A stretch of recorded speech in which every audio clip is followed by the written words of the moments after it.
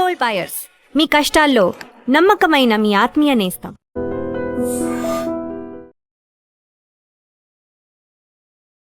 గురుగారు ఇందాక మనం మాట్లాడుకున్నట్టు పూనకాలు నిజమేనా, అది ఏంటి అది అసలు? ఇప్పుడు పూనకాలు నిజమేనా అన్నప్పుడు అప్పుడు దయ్యాలు లేకపోతే నెగిటివ్ ఎనర్జీ ఉంది, వాళ్ళు కూడా దయ్యాలు భూతాలు పడుతున్నాయని మనం కొన్ని ఆలయాల్లో చూస్తూ ఉంటాం. అది నిజం అన్నప్పుడు ఇది నిజమే అని నమ్మాలనిపిస్తుంది. కానీ ఇది వీళ్ళు భవిష్యవాణి చెప్తుంటారు, ప్లస్లు మైనస్లు, ఏదైనా దొంగతనం జరుగుతాయి అలాంటి వాటికే పాపం పోలీస్ ఆఫీసర్ లాగా ఉపయోగిస్తూ ఉంటారు అని. సో దానికోసం సమస్త భూమండలంలో, ఈ సమస్త భూమండలంలో ఎక్కడా కూడా ఏ దేవత కూడా నేను ఇది చెప్తాను అని ఎక్కడ చెప్పదు, నేను ఇది పలుకుతున్నానని ఎక్కడ పలకదు. ఒక్కటే పలుకుతుంది, దాని పేరే శబ్దము. ఆ శబ్దం ఎలా ఉంటుందంటే అని శబ్దం వస్తుంది. అంటే గీంకార శబ్దాలు అంటారు వీటిని. ఈ గీంకార శబ్దాల్లో జంతు తోలుతో చేసినటువంటి డమరుకాల మీద కొట్టేటప్పుడు గమనించండి, జంతు తోలు, ప్లాస్టిక్లు కాదు, జంతు తోలుతో చేసినటువంటి డమరుకాల్లో అదే ఆ డోలు ఇవన్నీ ఉంటాయి, వాటి మీద కొట్టేటప్పుడు పింపీనాదాలు అంటే పెద్ద పెద్ద శబ్దాలతో వాడేటట్టు బూరలు అంటాం మనం, అలాంటి వాడేటప్పుడు కాలక గజ్జలు, దీన్ని గజ్జల మూత అలా చేసేటప్పుడు ఈ భూమికి భూమికి అని తన్నుతుంటాం. శబ్దం కూడా పేరదే, భూమికి ఇలా తన్నేటప్పుడు భూమికి అని కాళ్ళకు గజ్జలు కట్టి అమ్మను భూమికి అని చెప్తున్నప్పుడు ఈ 3 శబ్దాలు క్రోడగించగలిగినప్పుడు అమ్మవారి యొక్క ఈ నాసికా పుటం నుంచి ముక్కు పెద్దగా అయ్యి, అంటే ఈ ముక్కర పెద్దది చేసుకుని అనే శబ్దం బయటకు వస్తుంది. ఆ శబ్దాన్ని తదేకంగా ఏ దేహం అయితే ఆవహిస్తుంది, అంటే లోపల కూర్చున్నటువంటి అమ్మవారి నుంచి ఆ యథాశక్తి బయటకు వచ్చేటప్పుడు ఎవరైతే అక్కడ 10 మంది 5గురు ఉన్నారో వీరిని తాకుతూ బయటకు వెళ్ళిపోయి సమస్త ప్రకృతిని కూడా ఒక్కసారి అలా తాకి వచ్చేస్తుంది. దీనికి పట్టే సమయం 8 నిమిషాలు మాత్రమే. ఆ సమయంలో ఎవరైతే అక్కడ ఉన్నారో ఈ తల్లి మళ్ళా లోపలికి వచ్చే వరకు కూడా వారికి ఆ వైబ్రేషన్స్ ఉంటాయి. దీన్ని మనం పూనకం అనుకుంటాం. ఎందుకు అలా కనెక్ట్ అవుతుందని అంటే అమ్మవారి యొక్క దివ్యమంగళమైనటువంటి శక్తిని తన దేహం నుంచి బయటకు వచ్చేటప్పుడు ఆ శబ్దాలకు ఆనంద తాండవం చేస్తుంది అమ్మవారు. ఆ ఆనంద తాండవం చేయటానికి ఏదో ఒక దేహం కావాలి. ఆ దేహాలు అమ్మవారు మొట్టమొదటి ఏమించుకుంటుందో తెలుసా? గాలిని ఎంచుకుంటుంది.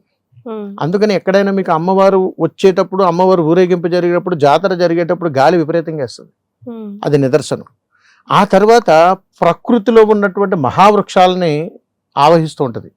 ఆవహించినప్పుడు అవి అనేటువంటి శబ్దాన్ని తీసుకొస్తాయి. అందులో మొట్టమొదటి ఏ చెట్టును ఆవహిస్తాయో తెలుసా? తాడి చెట్టు. ఎందుకంటే ఊళ్ళోకి యమధర్మరాజు వచ్చినప్పుడు మొట్టమొదట ఆయన కూర్చునేది అక్కడే. ఎత్తైన చెట్టు మీద కూర్చుని ఎవరిని తీసుకెళ్లాలా అని కూర్చుంటాడు ఆయన. అందుకని మైలుకు మాత్రమే ఎక్కువగా ఉపయోగిస్తారు అవి. అందుకని మా ఇంట్లో మైలు వచ్చిందండి, ఎవరో పెద్ద మనిషి అయ్యారండి అంటే మొట్టమొదటి ఆకులు తీసుకొచ్చే పెడతారు. అర్థమవుతుందట. అమ్మవారు వచ్చిందండి అని అడిగితే ఆకుల్లో పోసే కళ్ళు కూడా ఇస్తారు. అంటే దాని విధానం, అంటే యమధర్మరాజు కోసం ఆయన చరిత్రలో ఇవన్నీ ఉంటాయి. అందుకని ఒక అతీతమైనటువంటి అనుగ్రహంతో అమ్మవారు ఒంటి మీదకి వచ్చి పూనకాలు ఇవ్వాలి అని అంటే అమ్మవారు లోపల ఉన్నటువంటి శిలరూపం నుంచి బయట ఉండేటువంటి ఒక అతీతమైనటువంటి శబ్దంతో మనందరం ఒకే శ్వాసతో ఉంటాం అక్కడ. అమ్మోరు అమ్మోరు అమ్మోరు అమ్మోరు అమ్మోరు తప్ప రెండో ప్రపంచం ఉండదు అక్కడ. వేరే వేరే దేవతల పేర్లు ఏమి ఉండవు. మా అమ్మ, మా ఊరమ్మ, ఏదో పేరు ఉంటుంది కదా, ఆ పేరుతోటి అంతా అనేక రకాల శబ్దాలు ఒకే ప్లేస్లో ఉంటాయి. మళ్ళా వేరే వేరే చోట ఉండవు. అంత శబ్ద తరంగాలతోటి ప్రకృతితో జరిగేటువంటి అనుసంధానంతో ఏ దేహమైనా సరే ప్రకంపనలకు లోనవ్వాల్సిందే. ఇప్పుడు ఉదాహరణకు డీజే ఉడుతున్నారు ఎక్కడో, ఇక్కడ మన గుండెల్లో దడదలాడుతుందా? అదేటి గురుగారు అక్కడ డీజే వస్తే ఇక్కడ దడదలాడంటే దాని వైబ్ అంతే. అలాగా ప్రకృతిని అనుసంధానం చేసుకుని జీవాలకు సంబంధించినటువంటి తన శరీరముతో ఒక డోలక్లాడి చేసుకుని ఈ భూమికి అని తండుతుంటే ఆ వచ్చేటువంటి శబ్దం అమ్మవారిలోంచి వచ్చేటువంటి ఒక యథాశక్తిని ప్రకృతితో అనుసంధానం అయినప్పుడు మన దేహంలో ఉన్నటువంటి షట్చక్రాలకే కనెక్ట్ అవుద్ది. ఆ షట్చక్రాలు ఏమై ఉంటాయి? మూలాధార, స్వాదిష్టాన, మణిపూర్వక, అనాహత, విశుద్ధ, ఆజ్ఞ, సహస్ర. ఈ షట్చక్రాలన్నింటినీ కనెక్ట్ ఎప్పుడైతే అయిందో మనలో కుండలిని శక్తి ఒకేసారి జాగృతం అవుతుంది. అయినప్పుడు మనకి తెలియదు, అమ్మ కనపడిందమ్మా, ఎంత అందంగా ఉందోనమ్మా, నేను ఏం చేశానో కూడా నాకు అర్థం కాదని చేసి ఒక తెలియదు. ఒక అతీతం. ఇది ఎన్ని నిమిషాలు అంటే 8 నిమిషాలు ఉంటుంది. అంటే ఒక కిరణాలు భూమి మీద పడటానికి సమయం ఎంత ఉందో ఒక గర్భగుడిలోంచి ఒక యథాశక్తి బయటికి రావడానికి మన దేహాన్ని తాకి అలా మళ్ళీ లోపలికి వెళ్ళిపోతుంది. ఆనందపడుతుంది. అందుకని అమ్మవారు ఆనంద తాండవం ఆడుతున్నప్పుడు ఏ స్త్రీ శక్తికి అయితే ఆ కుండలిని శక్తి జాగృతమయ్యేటువంటి అనుగ్రహం ఉందో ఖచ్చితంగా వారి మీదకే అనుగ్రహం వస్తుంది. దీనికి మనం పెట్టుకున్నటువంటి పేరు ఏంటంటే పూనకాలు. పూనకాలు అంటే ఊగుతూ కాళ్ళు ఊపడాన్ని పూనకాలు అంటారు. ఇలా ఇలా ఇలా ఇలా ఇవి పూనకాలు అంటారు. వాస్తవంగా చెప్పాలంటే అమ్మవారి పూనకాల్లో పాద అందం అంటారు దీన్ని, ఈ అందలి శబ్దం అంటారు. మీరు ఎప్పుడైనా లలిత పారాయణం చదువుతున్నారా అని అనుకోండి, అమ్మవారు వేసేటువంటి అందలి శబ్దం అంటారు దీన్ని. ఇట్లా ఇది పూనకమే, అమ్మవారి పూనకం. అందుకని అమ్మవారి పాదాలకు అంత గొప్పతనం ఉంటుంది. అందుకని ఇప్పటికీ మీరు చూడండి కాళ్ళకి ఖచ్చితంగా పారాయణం పూస్తారు అమ్మవారికి. ఎందుకంటే అమ్మవారు ఆ పాద స్పర్శను ఇట్లానే తాళం వేస్తుంటది. అదే అమ్మవారికి వచ్చే పూనకం. ఇప్పుడు మన శరీరం మొత్తం మీదకి వచ్చేసింది. ఇప్పుడు ఏంటంటే మనిషికి కావలసినటువంటివి, తనకు నచ్చినటువంటివి, తను ఏదన్నా చెప్పాలనుకున్నప్పుడు ఎందుకు వస్తుందిరా పూనకం అంటే, ఒకప్పుడు నరబలులు వేసేవారు, మీకు గుర్తుందా? నరబలులు ఇప్పుడు కూడా కొన్ని చోట్ల బలులు జరుగుతుంది. దీన్ని మనం ఆపడం ఏం కాదు కానీ జరుగుతూనే ఉంటాయి. మీరు తీసేయండి అంటే మనల్ని బలేస్తారు, అక్కడ ఇబ్బంది.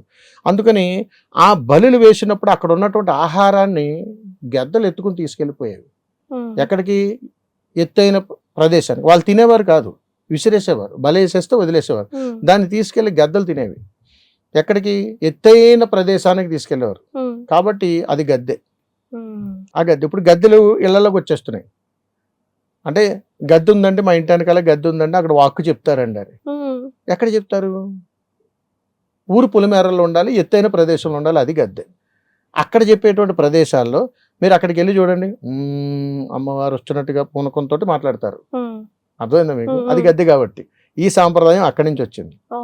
అది అందుకని ఏంటంటే వాళ్ళు గట్టిగా మాట్లాడిన తర్వాత అమ్మ ఏం జరిగిందంటే నీ పని అవ్వలేదంటే బలికి వరుతుందండి అమ్మవారు, మేకపోతుని బలేయండి లేదా దీన్ని బలేయండి అని చెప్తారు తప్ప రెండో సమాధానం ఉండదు.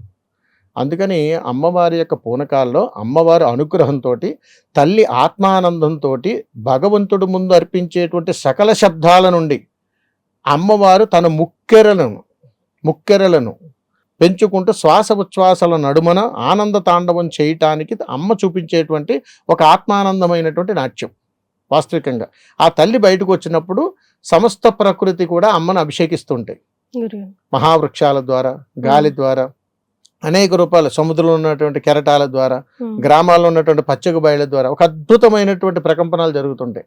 అలా వచ్చిన తల్లి ఆ కాసేపు చూసి ఆనందించి వెళ్ళిపోతుంది. ఇది తల్లి పూనకాలంటే పరమార్థం. అది మనం అనుకుంటున్నట్టుగా ఇప్పుడు ఊగేస్తున్నాం నాకు వచ్చేసింది అనేది కొంత కావాలని చేసేటువంటి ప్రయత్నాలుగా చెప్పొచ్చు. And for more videos, please subscribe to iDream. Please subscribe to iDream. Please subscribe iDream. And please subscribe to iDream. For more videos, subscribe to iDream. please like, share and subscribe to the channel. Congratulations, iDream. Subscribe to iDream. Subscribe to iDream. So subscribe to iDream Media. iDream ki iDream team andarki huge congratulations. Please subscribe iDream Media. Please subscribe to iDream. Subscribe iDream. Please subscribe to iDream. iDream అంటే నా కళల channel subscribe చేసుకున్న నోరు తిరుగుతలేదు, మీరైతే గంట గుర్తు కొట్టండి. For more such videos, please subscribe to iDream.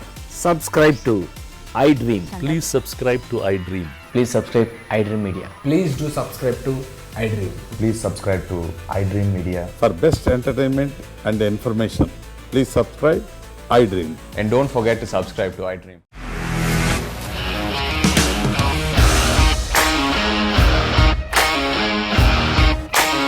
ఇండస్ట్రీలో కమిట్మెంట్ ఇష్యూస్ వస్తే నీకు కూడా వచ్చినట్టు మార్నింగ్ తీసుకెళ్ళాలంటే కొట్టి పడేస్తారు.